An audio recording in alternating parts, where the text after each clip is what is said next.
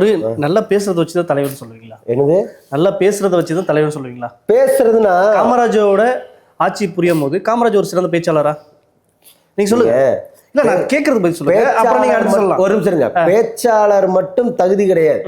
நான் சொல்றேன் நல்ல மக்களுக்கு நல்ல சேவை செய்யறாங்களா, மக்களுக்கு நல்ல திட்டங்கள் எடுத்து வராங்களா, மக்கள் பிரச்சனைக்கு உடனே கண்டன அறிக்கையும் ஆர்ப்பாட்டமும் பண்றாங்களா, இதை வச்சுதான் தலைவர். சரி, யார் பண்ணா? இல்ல இருங்க இவ்வளவு நேரம் பேசுனீங்கல்ல, அதான் சொல்லுங்க. நேரம் பேசுனீங்க, பேசினாரு சொல்றீங்களா? ஆமா. இவர் அப்படி ஏதாச்சும் பண்ணலையா? மக்களுக்கு நல்ல திட்டங்கள் எடுத்து வர்றாரு. 2 வருஷத்துல தூய்மை பணியாளர்கள் போராடுறாங்க. எந்த கட்சி தலைவர் வரல. விஜய் போறாரா இல்லையா? எங்க போனாரு? அவர் கூட்டு வர வச்சாங்க. வீட்டு வந்து பேசினாங்க. என்ன கட்சி தலைவர் எல்லாரும் வீட்டுல வச்சு அந்த போராட்டம் கூட தலைமையில இருந்தது. என்ன சொல்றாரு? இங்க வந்து டிராபிக் ஆயிடும் அப்படின்றதுக்காக வீட்டுல போய் ஆபீஸ்ல போய் சந்திச்சு தான் சொன்னார்ல. இந்த ஆட்சி ஆகாது, இந்த திமுக ஆட்சியே வேலைக்கு ஆகாது. திமுகவை ஆட்சி பொறுப்புல இருந்து வெளியேற்றணும்.